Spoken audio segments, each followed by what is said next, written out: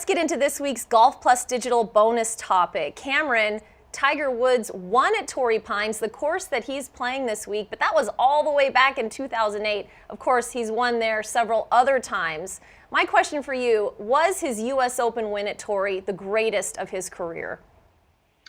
I believe it was. I mean, he was so compromised physically. He really did it on one leg, and he just did it on pure heart, really, and muscle memory. I mean, he just knew how to get it around Torrey Pines, and had won there so often that I think he was able to kind of fall back on good memories there. And even though it was a U.S. Open and not a Buick Invitational or one of the other lesser tour events that he's won there, it just was amazing. I mean, the clutch putting, the duel with Rocco Mediate, it's a fun one. If that turns out to be his last major, then that's kind of a nice sort of coda to a wonderful career.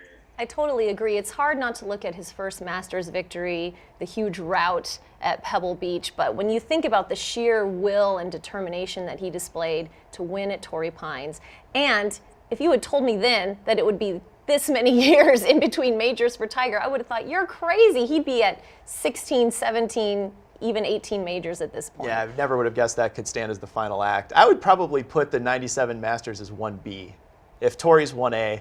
Just because of both, in 97, both the margin of victory, the statement that he made, but it also, at that point, that was Tiger's first major. He was the hot prospect that everybody saw coming, but we weren't sure exactly when he was going to arrive. And that victory did so much for the sport, for Tiger's celebrity status, and it ushered the game into a new level of popularity with fans that really, in a lot of ways, we're still kind of riding that wake of Tiger's popularity even today. And that Masters is really the event that started it all, was that first big win. So for me, yeah, Torrey's probably 1A, but I put the Masters 1B. Yeah, that's certainly true, Cameron. I know Colin Montgomery recently told one of our writers that golf changed for good at that tournament. When Tiger won the 1997 Masters, that was it. I mean, he was hitting the ball so far. His short game was so spectacular.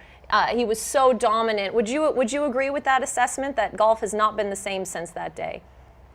Well, I think you're absolutely right that when he did win that first Masters, everybody knew that the whole game had changed. It was a new alpha dog out there, a new guy that everybody could chase, and he was doing it in a way that no one else could really match. I mean, he was hitting driver 9-iron onto the par 5s. But when you want to talk about pure dominance, you really have to include the 2000 U.S. Open, where Tiger won by 15 shots at Pebble Beach. That was probably the most dominant stretch of golf we will ever see in our lifetimes. And, you can put Torrey up there, you can put the 97 Masters up there, but I think when you talk about just absolutely stepping on the pedal and leaving everyone way far behind, you've got to include the 2000 U.S. Open at Pebble. I've got one other idea.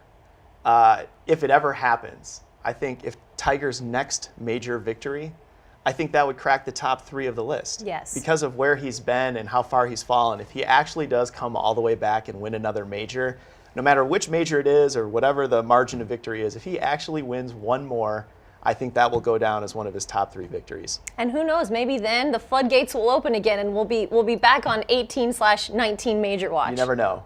You never know.